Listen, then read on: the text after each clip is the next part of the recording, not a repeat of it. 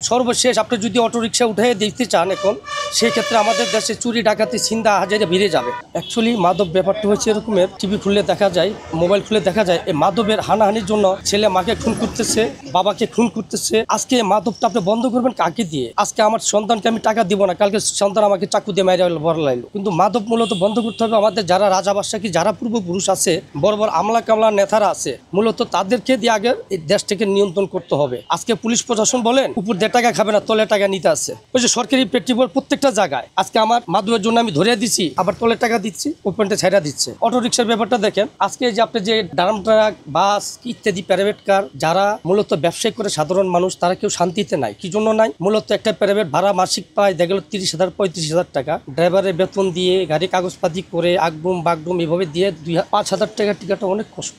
আজকে কয়েকদিন আগে আমি আমার প্রাইভেট কারটা, আমার ভাই প্রাইভেট কারটা আমি সদরঘাট পাড়ার মতো আমি 1500 টাকা বলছিলাম। তখন উনি বলছে ঠিক আছে, আমি জোহরের নামাজের পরে আমি জানাবো। তখন উনি কি বললো, একটা অটো রিক্সা নিয়ে চলে গেলো সদরঘাট 700 টাকা, সে তোমার আর 1500 টাকা দিবে না। ও যে 700 টাকা চলে গেল, কারেন্টটা কার? জনগণের টাকার উপর দিয়ে চলে যাচ্ছে। সরকারের তো মাথা ব্যথা নাই, আমলা কামলাদের মাথা ব্যথা নাই। মাথা ব্যথা কার? আপনারা আমার। কি জন্য? তাদের লাইসেন্স নাই, কাগজ নাই, কিছু নাই। দিনের বেলা কোন রকম দেখা যায়, রাত্রের বেলা তো দেখা গেল মিরপুর 13 নম্বর থেকে 1 নম্বর আসতে 2 ঘন্টা লাগে। আকাশ পাতাল ব্যবধান অটোর ভাড়া চাচ্ছে। অবৈধ রিক্সা দেশে চলতেছে, অবাক সুস্থ, কেউ কোনো মাথা ব্যথা নাই। কেন? স্বাধীন দেশে কি আমরা কিটা চাচ্ছি? আশ্চর্য ব্যাপার, যেভাবে পরিমাণ পার ডে অটো রিক্সা বাড়ছে। এই অটো রিক্সা আমার মতো একজন শ্রমিককে কিনলো, কেনার পর কি হলো, সিটি কর্পোরেশন ধরলো, কি অমুক অমুক রাজুকে ধরলো, ধরার পর আপনার ডাম ট্রাক দিয়ে অথবা ওই পেলুডার দিয়ে চাপা দিয়ে ভেঙে পালাচ্ছে কার?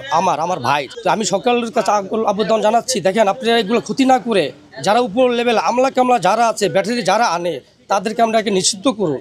তাদেরকে নিষিদ্ধ করার পরে গরিবের ক্ষতি করুন আপনি, তাতে কিছু আসে যায় না। আগে আপনি বড় বড় আমলা কামলাদেরকে বন্ধ করুন। কি জন্য? তারে ব্যাটারি আনে বলে কিন্তু আজকে আমাদের বাংলাদেশে অটো রিক্সা হিউজ পরিমাণ চলতেছে। আজ গাড়ি ঘোড়া কোনো মূল্য নাই। বাসে উঠলে আপনি দেখেন 1 নম্বর থেকে স্টার হাউজিং আসবেন 2 ঘন্টা 3 ঘন্টা লাগে। অটো রিক্সা আর অটো রিক্সা, কোনো বিকল্প নাই অটো রিক্সা। সর্বশেষ আপনি যদি অটো রিক্সা উঠে দেখতে চান এখন সেই ক্ষেত্রে আমাদের দেশে চুরি ডাকাতি ছিনতাই হাজারে বেড়ে যাবে।